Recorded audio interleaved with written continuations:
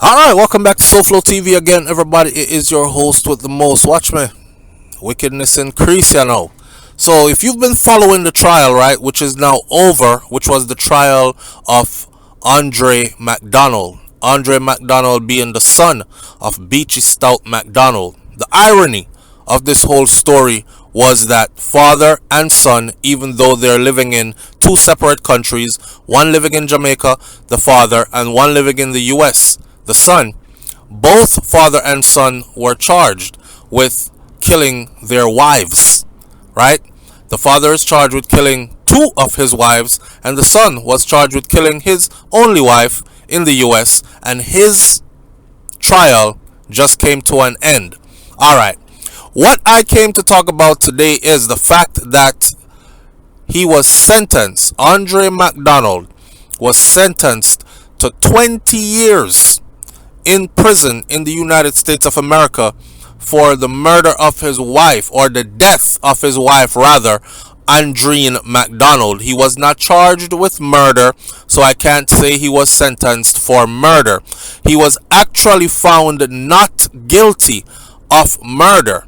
Murder would entail that he blatantly killed this woman. It wasn't accidental. Him did just abusive and he killed her, murdered her. That was ruled a no-go by the jury who deliberated this case. So a jury found him not guilty of murder, but he was found guilty of manslaughter. Now, there are a lot of people that are confused about his time that he was given by the judge. Some people are saying, a good for him get 20 years. Yes, justice is served. Him should have get 40.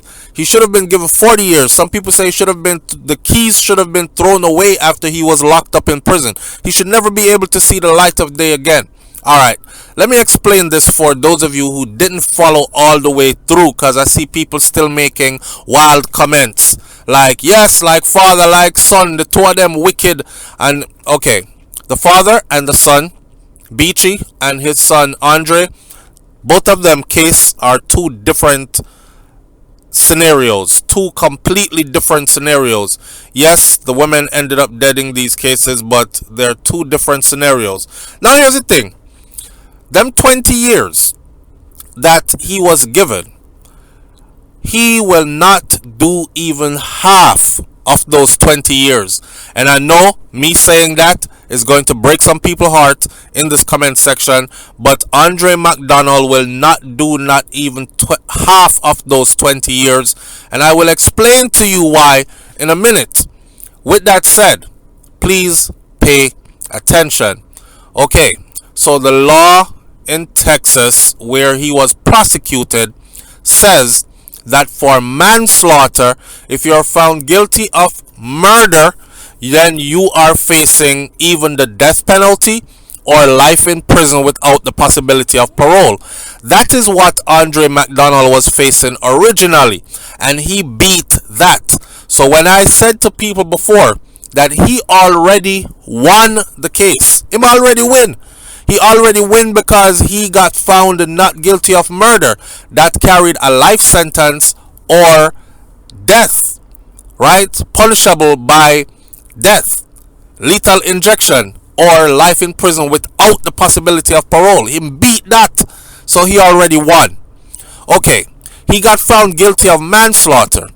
In Texas, where he was prosecuted, manslaughter on the books of the law says that the judge, at the judge's discretion, the judge can choose to give you from anywhere between 2 years and 20 years. We saw the case, we saw the trial, we heard what the judge said at the end when it was time for sentencing. The judge basically said that based on the way how Andre acted throughout the entire trial, like he had no remorse, and the impact that was left on their young child, who now has no mother and her father heading to the penitentiary, and the fact that the child might have seen, witnessed what happened, etc., etc. Just the fact that Andre was uncaring, or blank looking. Him didn't look like he was sorry. Him wasn't shedding no tears in court while he was testifying about certain gross and crazy things that he had to do to cover up his path, right? What he had done, trying to get away, mutilating the body and these things. No remorse was shown. The judge said, based on that, he was going to give him the maximum that he could give him under law. Now, let me be honest with you. After listening to family members testify in the end at the victim impact statement, this is where family members get up and family members talk about the little girl. Your Honor, I want you to understand that this little girl is traumatized. I want you to understand she's the only victim in this, really and truly, like she is the true victim in this, really and truly, and how she's been. She's been fighting. She started fighting other kids, throwing rocks, putting rocks in her mouth, this, that, and the other.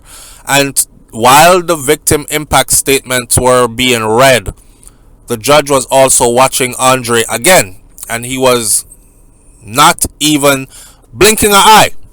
See? So when it came time to read out sentencing, the judge maxed him out at 20 years. Now, everybody who wanted him to go to prison, the people who were saying, I don't care what she did, I don't care what Andreen did, she should have never been treated like this. There's no way he should have gotten away with this. The boy for dead.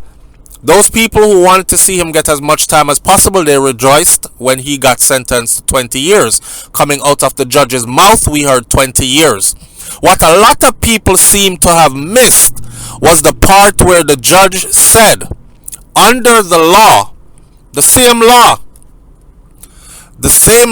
that said 2 to 20 is the sentencing scale that this judge has to go by. It is the same law that says he is eligible for parole after 10 years. So, sentenced to 20, eligible for parole after 10. Plus, along with time served, he has 2 years and a half time served, which puts his time at 7.5 years. So the judge says you will be eligible for parole after 7.5 years. 7.5 years is what Andre is looking at in prison before he is eligible for parole, and he will be looking to come out. Now, I hear a lot of people with a lot of side chatter saying that judge is going to make sure that he does not get paroled at 7.5. They're going to make sure that he does the full 20. Again, just like how the judge could not sentence him to anything less than 2 and could not sentence him to anything more than 20, it's the same way how the judge cannot change the fact that he will be eligible for parole after 7.5 years. It's the law that's on the books, and they have to go by it. And these are what they call mandatory laws, where the judge cannot change it. Just like how Jamaica just implemented mandatory 15 years minimum for being found with an illegal firearm, it's the same way those laws are mandatory and they stand. So by the books, Andre Mcdonald, the son of Beachy Stout, who was found guilty of manslaughter for taking the life of, or the death of, his wife Andreen Mcdonald, he will not do not even half of the 20 years that the judge sentenced him to.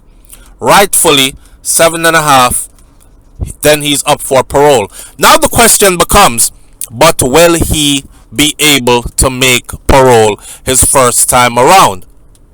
Again, given the fact that it was a manslaughter charge and not a murder charge, given the fact that his record was squeaky clean before this, given the fact that he did do quite a number of years and rose to a pretty high rank in the US military, given the fact that overcrowding of the prison population and all these things, providing that he goes to prison and he does not join a prison gang and start racking up charges behind bars, which I highly doubt that he will do, more than likely he will be paroled that soon. 7.5 years. Now here's the thing. Don't be surprised if you hear that on good behavior and being a model citizen or a model prisoner, etc., that he's released even earlier. But I'm telling you by the books that 7.5 years is what he's going to do. God spare our life. We're around 7.5 years from now.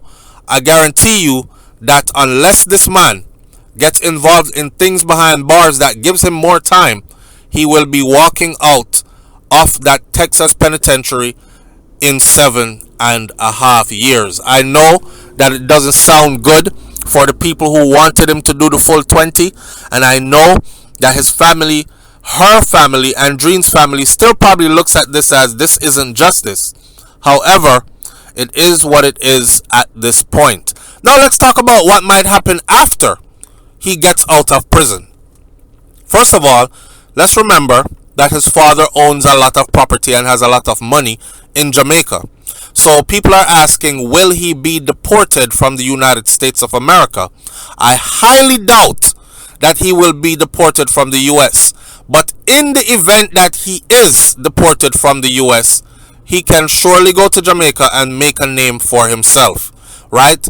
And if he is allowed to still live in the United States of America, let's not forget, this man has 2 college degrees in engineering, and also he worked extensively with computers, cybersecurity, with a high-level security clearance with the military. Of course, he doesn't have the security clearance anymore, but he has knowledge that will allow him to get into a high-paying position, or even start a company of his own, put another face on the front of the company and run it from behind the scenes. So his life will probably still be okay. He will find his way back to the money. He will find his way back to success. He will find his way back to a good life. He won't be living a subpar life when he gets out. And that is the reality of what is going to happen. Leave your comments in the comment section below. Tell me what you think about this one, and I'll catch you on the next video. It's SouFLoTV. I'm out. Peace.